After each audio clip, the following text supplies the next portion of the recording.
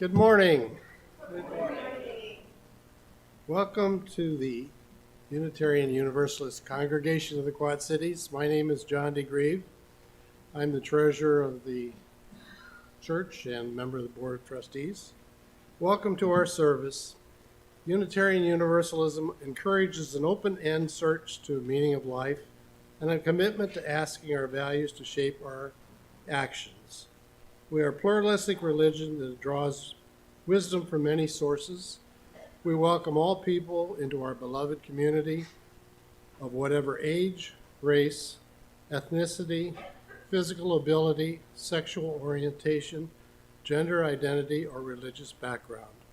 We welcome especially those worshiping with us for the first time. Guests are welcome to participate in any activities in our community.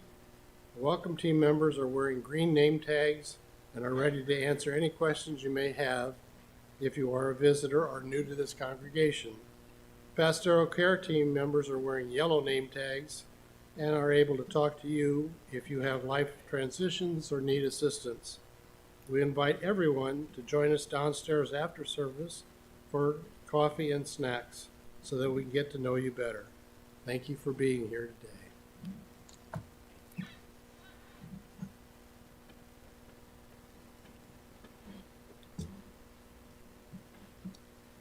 Come, come, whoever you are, wanderer, worshiper, lover of believing, as is no caravan of despair. Come, yet again come.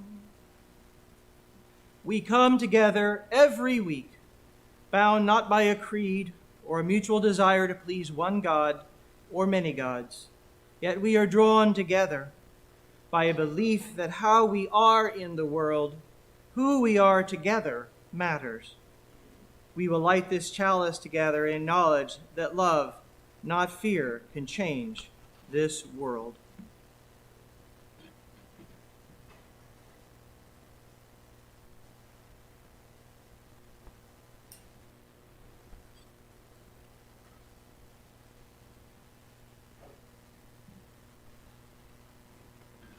Please join us now in our opening hymn, number 235, Deck the Halls with Boughs of Holly, and rise as you're willing and able to stand. Deck the halls with boughs of holly, la la la la la la la. 'Tis the season to be jolly, la la la la la la la. Don we now our gay apparel, la la la la la la. Call the ancient Yuletide carol, la la la la la la la. See the blazing Yule before us, la la la la la la la. Strike the harp and join the chorus, la la la la la la la. Follow me in merry measure, la la la la la la. While I tell of Yuletide treasure, la la la la la la la. Cast away the old year passes, la la la la la la. Hail the new ye lads and lasses, la la la la la la. Sing and join us all together, la la la la la la. While we follow wind and weather, la la la la la la la. Please remain standing and join us in our responsive reading, number 534 in your hymnal and on the screen, Gloria. Gloria, the tenacity of earth and its creation. Kyrie eleison. The children will go on to say what we cannot. Baruch atah Adonai. The ordinary tenacity Om. The center of the universe is everywhere, not the least place in the human heart. Hallelujah.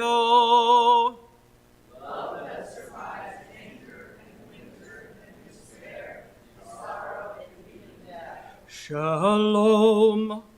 Love that persists. Namyo Renge Kyo.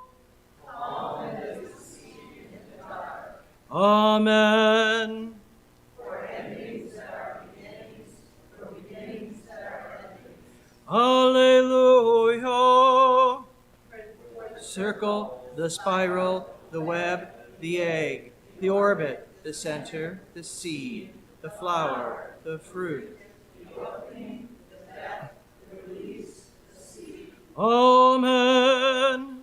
We are going on. Amen. It is going on. Amen. Blessed be. And let us greet now the holy present in our midst by turning and briefly greeting our neighbors, especially those we don't know.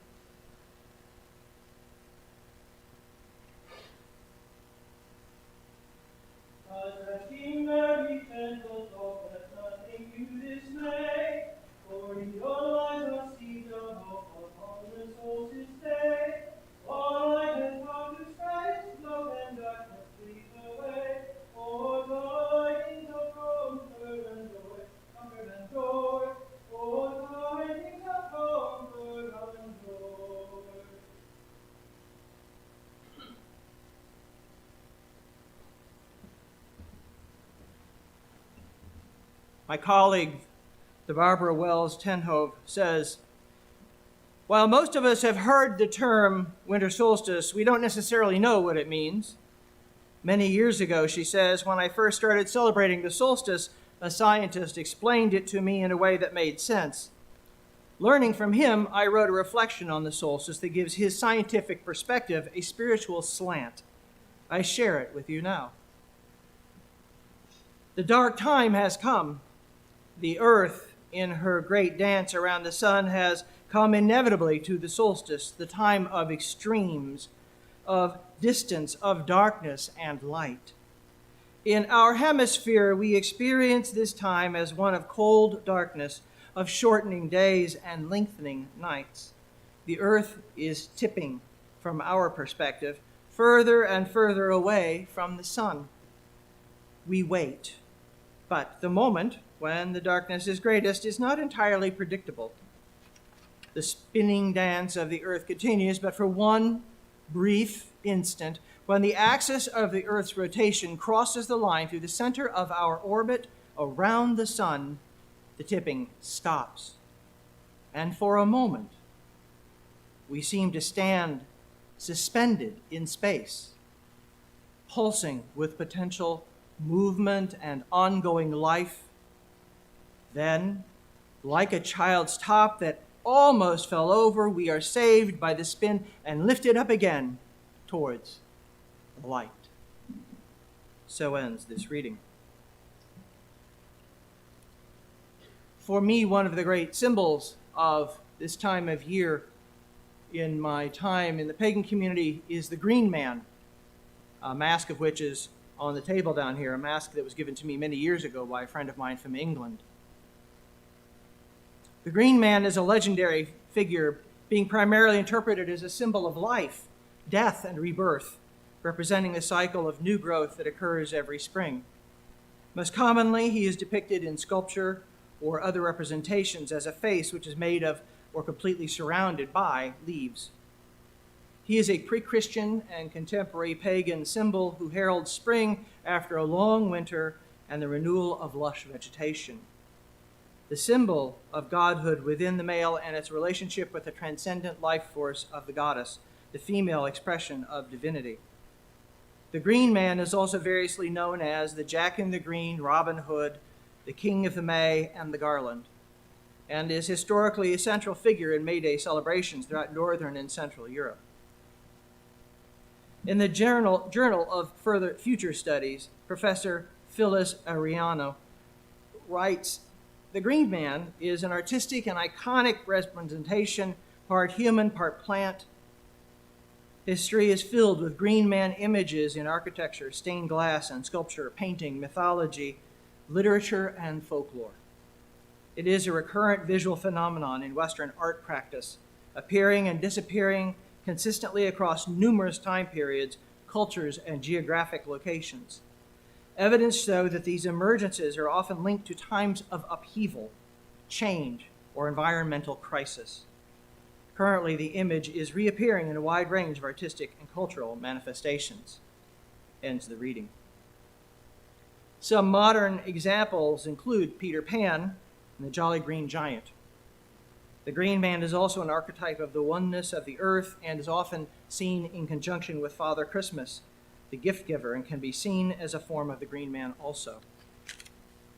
In his architectural historian William Anderson's 1990 book, The Green Man, Architecture of Our Oneness with the Earth, Archetype of Our Oneness with the Earth, he wrote what is now a modern classic call and response poem called The Green Man, which has 13 verses and that follows the wheel of the year from the winter solstice. I'm going to invite you to join me in that poem.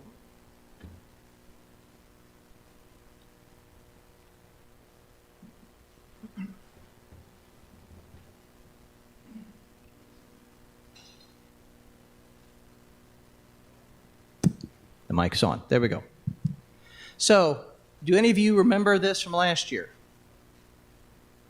Oh, good. It'll be new.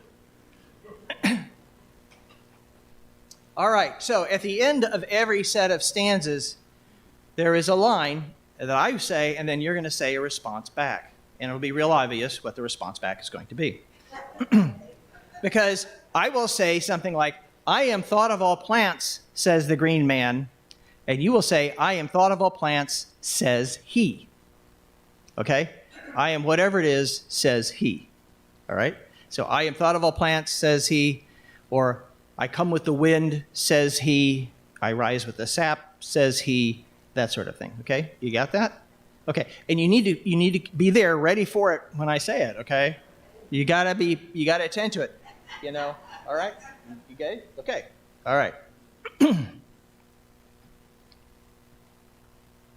Like antlers, like veins of the brain, the birches mark patterns of mind on the red winter sky. "I am thought of all plants," says the green man.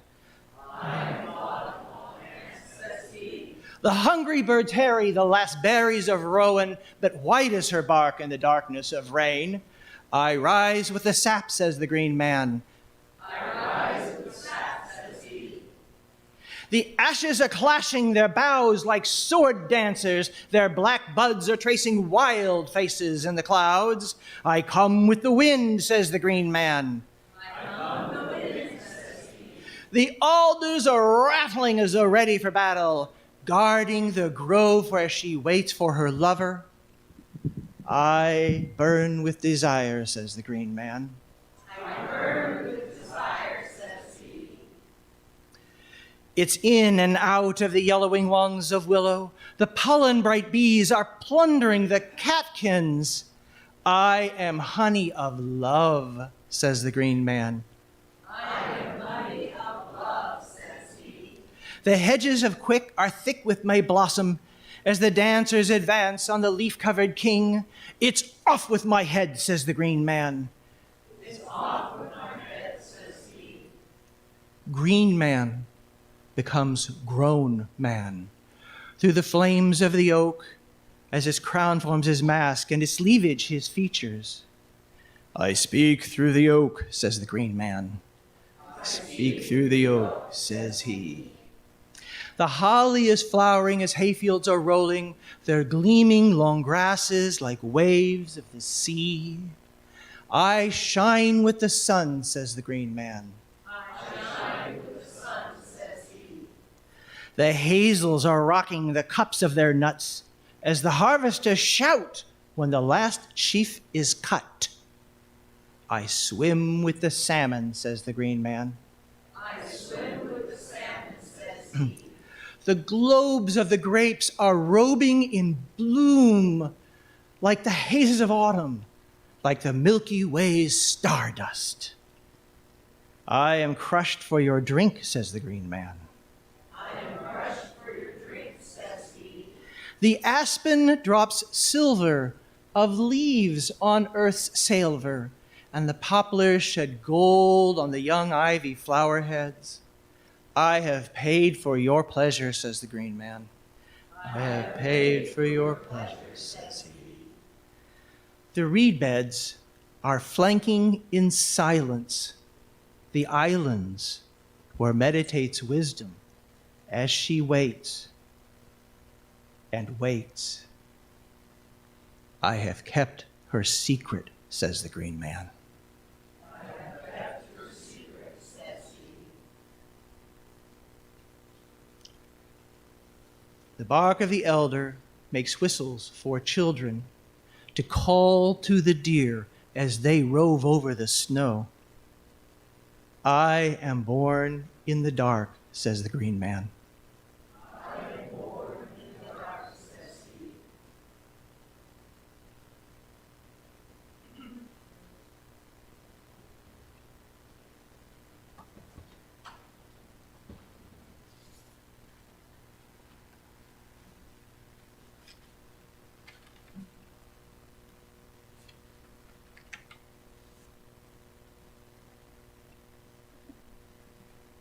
We come together every week as a community to share the joys, the concerns, the milestones that are a part of our life. Among those that have been shared here this week in person are the following. And has anyone shared anything online today? Okay, thank you. Anne Harrington offers the following sorrow, remembering and missing her father who died 21 years ago, Christmas night. And I will offer something similar. I honor and remember my father, David Price, who died 30 years ago this last week. But I also honor a joy for my sister Erin, whose birthday is today. We also understand we also have another birthday girl in the room whose birthday is today too. Right over there.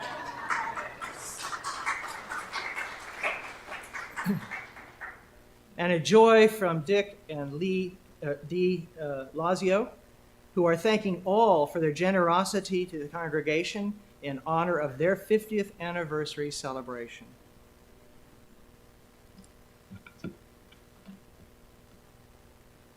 We share all of these in hopes that we are all enlarged by sharing and knowing these things and being able to support and care for each other in these passages that are a part of our ongoing lives.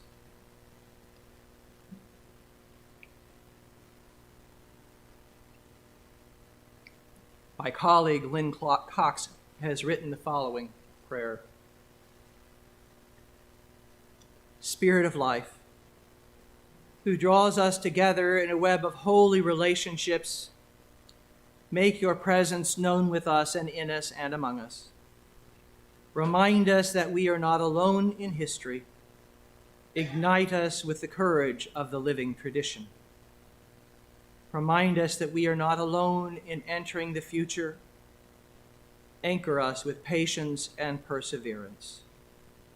Remind us that we are not alone in our times of grief and pain. Comfort us with your Spirit, manifest in human hands and voices. Remind us that we are not alone in joy and wonder. Inspire us to honor and extend the beauty we find in this world. Divine music of the universe, let our hearts beat in diverse and harmonious rhythms, cooperating with an everlasting dance of love. May we move with the rhythms of peace. May we move with the rhythms of compassion. May we move with the rhythms of justice. Source of stars and planets and water and land, open our hearts to all of our neighbors. Open our soul to a renewal of faith. Open our hands to join together in the work ahead. So be it. Blessed be. Amen.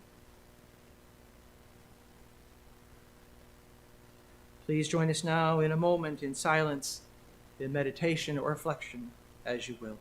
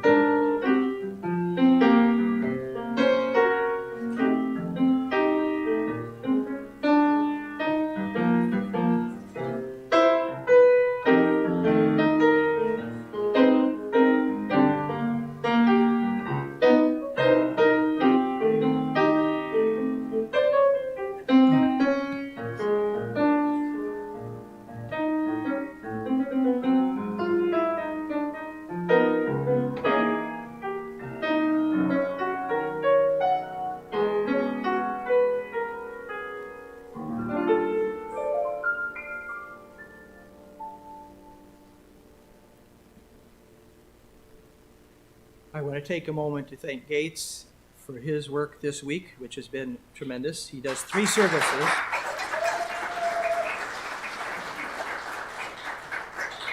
He will have done 3 services this week: solstice, Christmas Eve morning, and Christmas Eve night. Speaking of which, we do have a 6 o'clock Lessons and Carols candlelight service tonight. We invite you all to be here. Bring your family and friends. It should be a memorable, more traditional service with a Yule twist.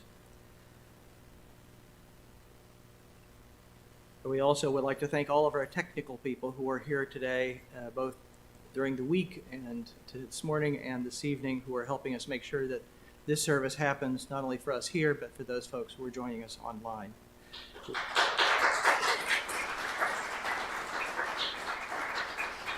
We hope we don't need Rudolph tonight to get here.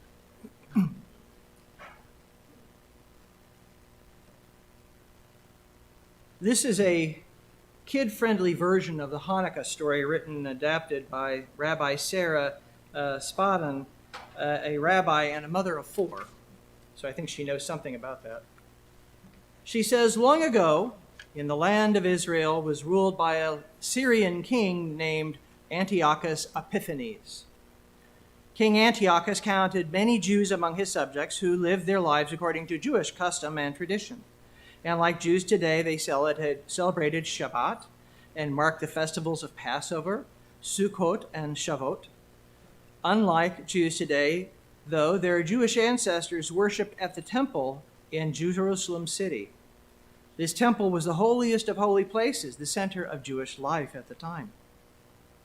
But King Antiochus wanted all of his people in this land to live the way he lived and to pray the way he prayed, according to Greek customs. And this meant that he did not want the Jewish people to be to dress differently or worship differently or eat differently. Under King Antiochus, the practice of Judaism was completely abolished. He forbid the Jews from celebrating Shabbat, and he forbid the Jews from observing the festivals. He also forbid the Jews from reading or studying Torah. But perhaps worst of all, King Antiochus forbid Jews worship in the temple, and he turned the holy temple into a place that became unholy for many, making a real mess by setting up idols and altars to Greek gods inside. Many Jews were afraid for their lives, so they felt they must follow the king's orders. But one group of brave souls decided they would not submit to the king, and they were called the Maccabees. And they were determined to take back their temple and defend their religious freedom. Compared with the king's army, they were small in number, but they were mighty in spirit. With faith and relentless determination as their guides, the Maccabees won a stunning victory over the king's army. They fought hard and against many odds and won.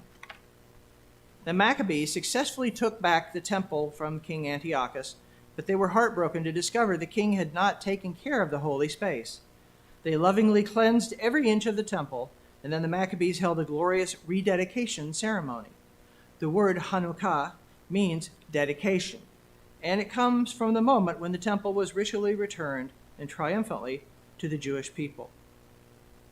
The most famous story of the rededication comes, though, from the Talmud, the stories told about the scriptures, where we read that when the Maccabees walked into the temple, they found only enough oil to light the menorah or lamp for 1 day.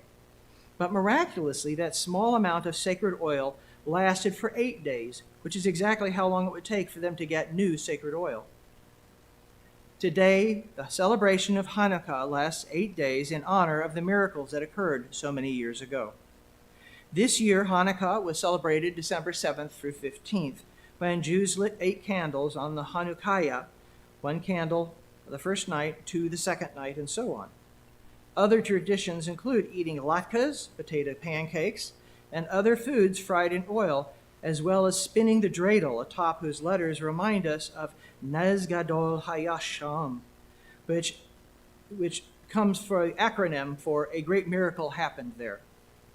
There may also be the giving and receiving of chocolate gelt or coins, and the exchange of gifts too. Rabbi Spadon, who this introduction is adapted from, says that with every Hanukkah candle we light, we illuminate the most important messages of all, that we must always work to find light in the darkness. We must always work to keep the light of religious freedom burning for all people, for all time. Now, I've asked Ann Harrington to share a story with us, and if any of the kids like to come forward to look at the pictures in the book, I will then read the book, and she can share that with you. So, if you don't want to, that's okay. It's a great story.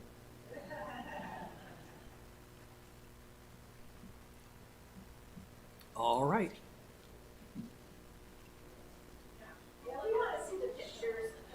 They're great pictures. They're beautiful. All right.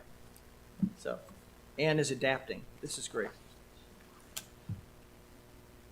This is called Hanukah Moon, and it is written by Deborah DaCosta and illustrated by Josiah Mose. It is dark the morning we leave for Aunt Louisa's house. I breathe foggy clouds into the air. Tell me again, Mama, what's going to happen at Aunt Louisa's? Mama smiles. A very special Hanukkah party. But Aunt Louisa just moved here from Mexico. Will she know how we celebrate Hanukkah here? Of course, Papa says. And at Louisa's, you'll also get to celebrate the Hanukah moon. The Hanukah moon, I ask. I've heard of the blue moon and even the man in the moon, but never a Hanukah moon. Before I get an answer, we pull up at Aunt Louisa's. She's waiting in the doorway holding her cat Paco, who seems to be smiling. Welcome, welcome, she says.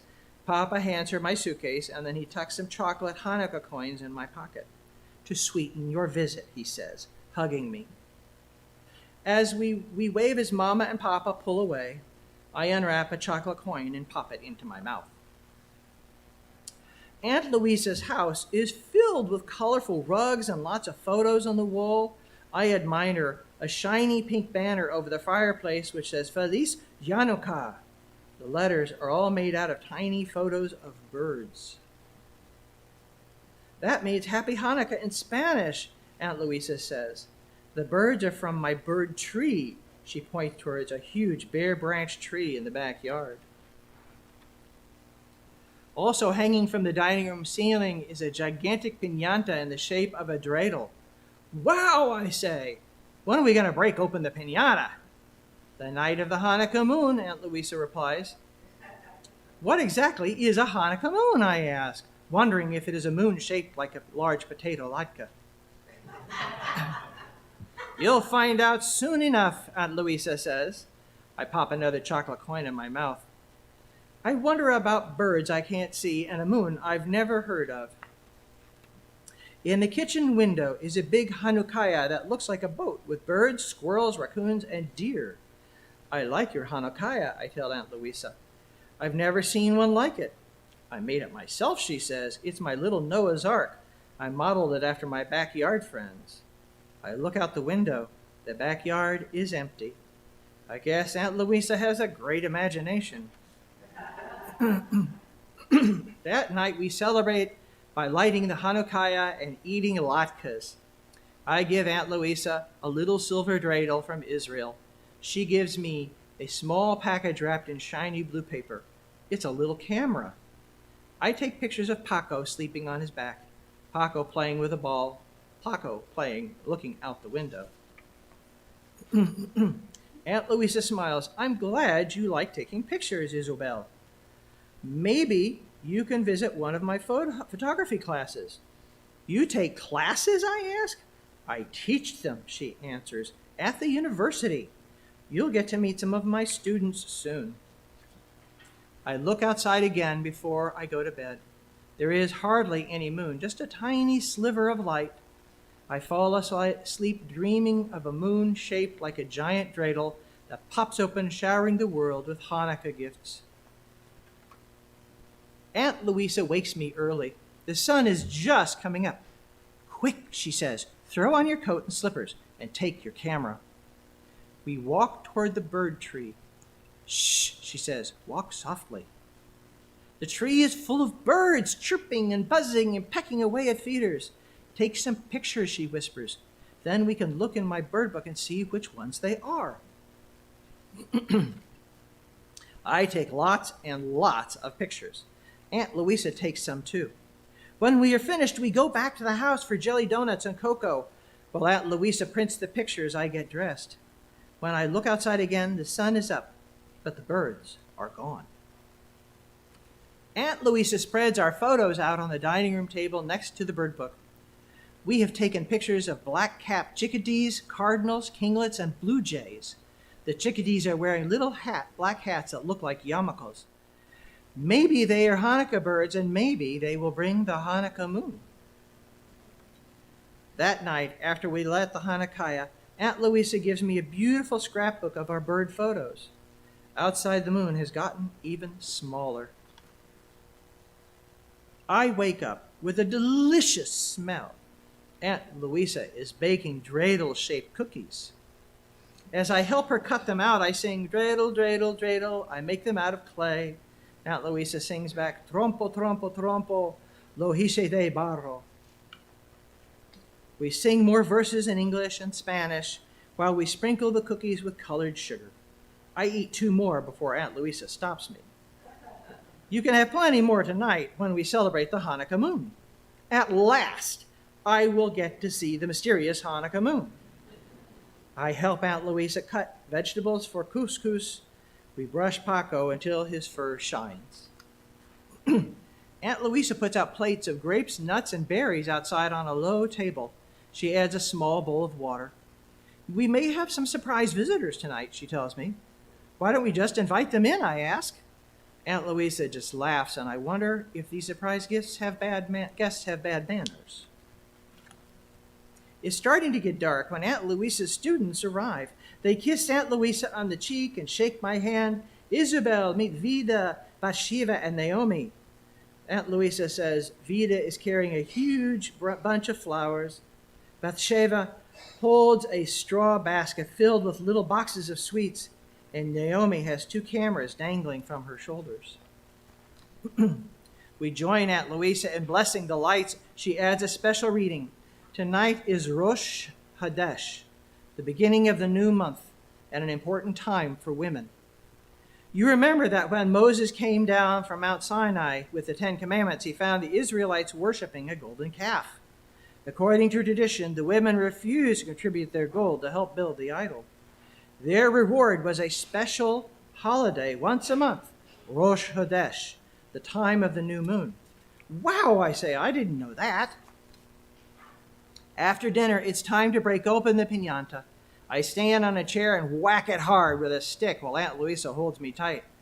Out fall bags of chocolate coins and tiny prizes.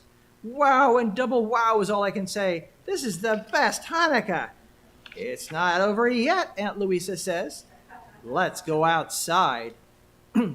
It's very dark on Aunt Louisa's porch. The sky is black as ink. There is no moon at all. It has disappeared like the morning birds. Shh, Aunt Louisa whispers. We don't want to scare away our guests.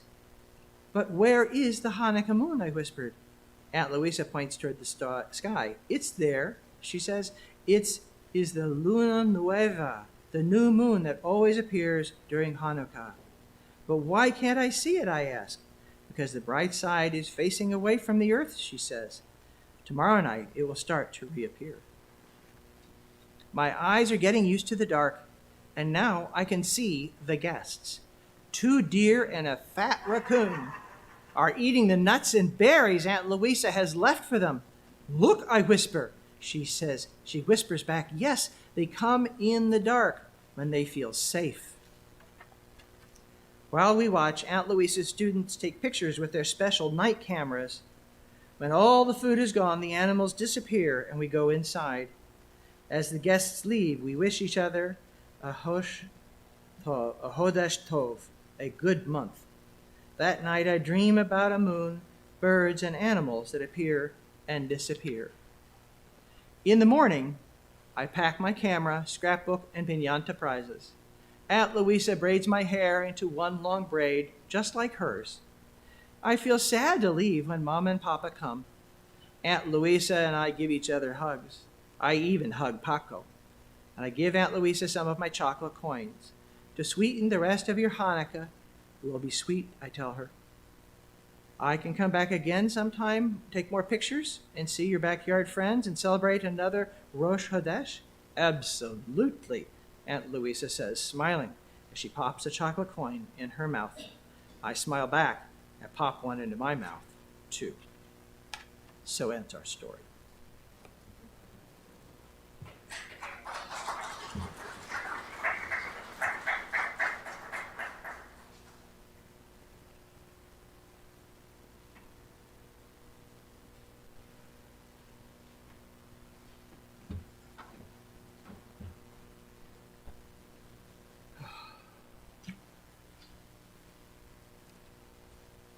The meaning of the Advent wreath, which is the Christmas season, or Advent crown, is a Christian tradition that symbolizes the passage of 4 weeks of Advent in the liturgical calendar and the Western Church.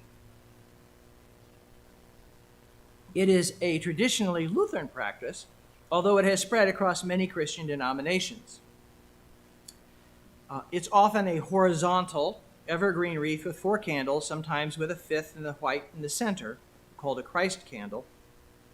Beginning with the first Sunday of Advent, the light of the candles are often accompanied with Bible readings, devotional time, and prayers, similar to somewhat to Lent. An additional candle is often lit each week. By the last Sunday before Christmas, all 4 candles are lit. Many Advent wreaths include this Christ candle or a Christmas Day candle, and the custom originated in family settings but has become widespread in public. While the wreath itself originated among German Lutherans in the 16th century, it was not until 3 centuries later that the modern Advent wreath, as we know it, took shape. And there's a lot of research that goes back to the 19th century to a Protestant German pastor who was a pioneer in urban mission work among the poor, especially among children. And he created the giant wheel in which there were candles lit all the way around every day until you got to one on a Sunday, which was a big special white candle. And the children were invited to talk about things that were important to them on those days every day. This custom eventually became the one we know, where there was just the 4 candles plus the large white one. And it gained a lot of momentum and till eventually Roman Catholics in Germany began to adopt the custom in the 1920s. And in the 1930s, it spread to North America. Professor Hemmig's research indicates that the custom did not reach the United States until the 1930s, even among German Lutherans. So sometimes we think of this as an ancient tradition going back, and there are some roots to it, but the practice as we know it is a very modern practice. And so I think that's an important thing for us to keep in mind as we do this. As Unitarian Universalists, we have adapted the wreath and a season to reflect our values as well as honor the season. Because the season can be a little conflicted sometimes, I share a reading by my colleague, the Reverend Jane Jepka. She's called Myth and Miracle. She says the following. She says, "This is going to sound like an Easter message, a trifle defensive in tone, that responds to imaginary critics who chastise us for finding meaning in Easter story, though we may not believe it happened. Or they tease us about our icky spring bunny daffodil talk, as though we're trying to celebrate Easter but doing it wrong. About the time my spirit wants to soar with alleluias and rebirth, with myth and natural mysteries and miracle, those imaginary voices complain about biblical literalism on one hand and plain theological denial on the other. Well, Christmas works the same way. Myth and nature. We have a religious story of the birth of a holy baby, and we have the miracle of lengthening days. Critics like to smirk at one or the other, but not to me. I go for the myth and miracle 100%. A baby was born, the story goes. The baby was special. The baby would bring peace and justice and love. Everyone around was amazed by the child, awed. The baby brought hope. The people knew joy. I love this story. I love it not because I believe a virgin bore a newborn king on 12/25/0. I love it because it reminds me of the ancient wisdom of celebrating human greatness and holiness. And the lengthening of days. The lengthening of days. How could anybody say bah humbug to the very light itself? Together on Christmas, we light our little candles so that the world might seem less bleak. We might feel less afraid. That flickers of safe expectation might again come our way. I can't think why I'd hold back at Christmas time. So I wish each of you a full of hope, infant hope, and steady light season. Merry Christmas. I invite you to turn to our responsive reading now, number 621, Why Not a Star, by Margaret Gooding.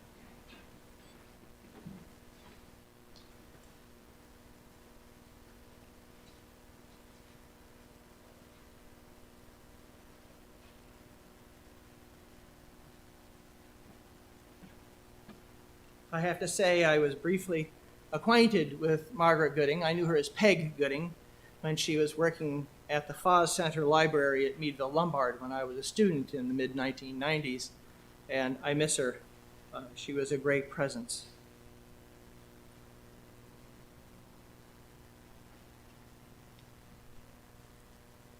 Let us begin responsively.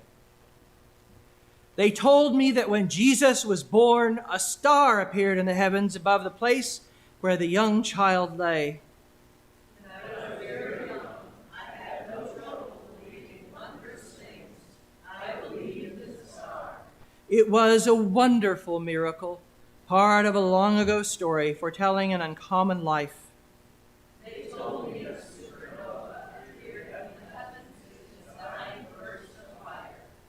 When I was older and believed in science and reason, I believed the story of the star explained. But I found I was unwilling to give up the star, being symbol for the birth of one whose uncommon life has been long remembered.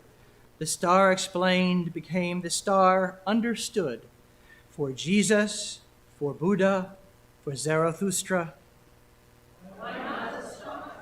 Some bright star shines somewhere in the heavens each time a child is born. Who knows what it may foretell? Who knows what uncommon life may yet again unfold if we but give it a chance. And now is a time when we come together as a community to share in all of the gifts that are present to us in this life all of the time.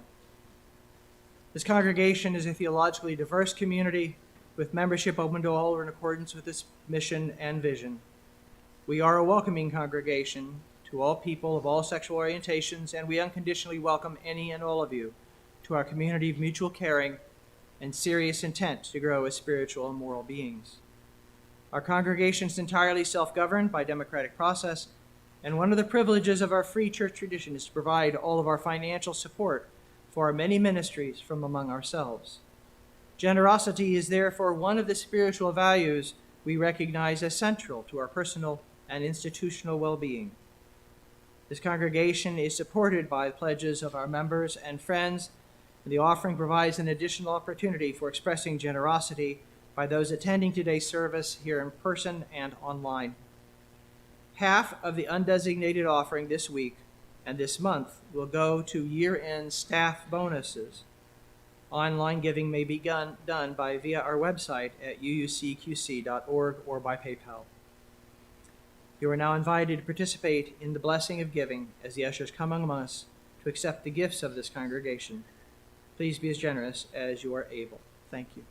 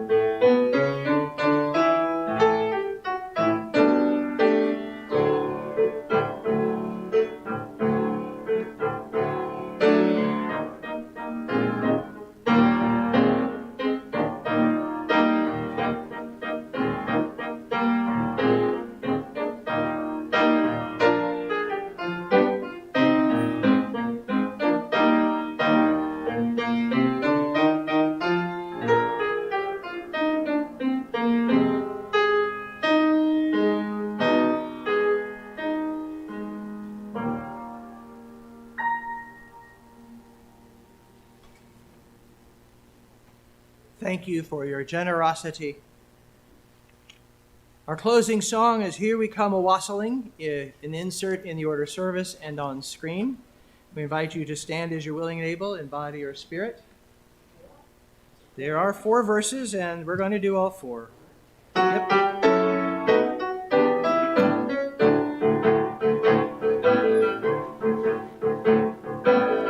we come a-wassailing among the leaves so green. Here we come a-wandering so far to be seen. Love to you, and to you, wassail too. And God bless you and send you a happy new year. And God send you a happy new year.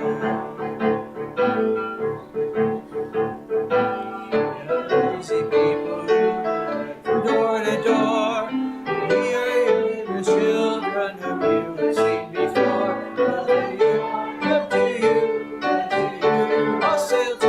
And a happy new year, and a happy new year. Bless the master of this house of life, mistress too, and all the little children around the table go. God to you, and to you, wassail too. God bless you and send you a happy new year. May God send you a happy new year.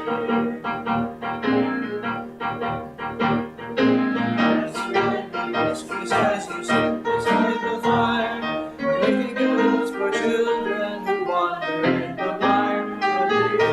And to you, wassail too. And bless you and send you a happy new year. And a happy new year. Together, let us extinguish our chalice by saying,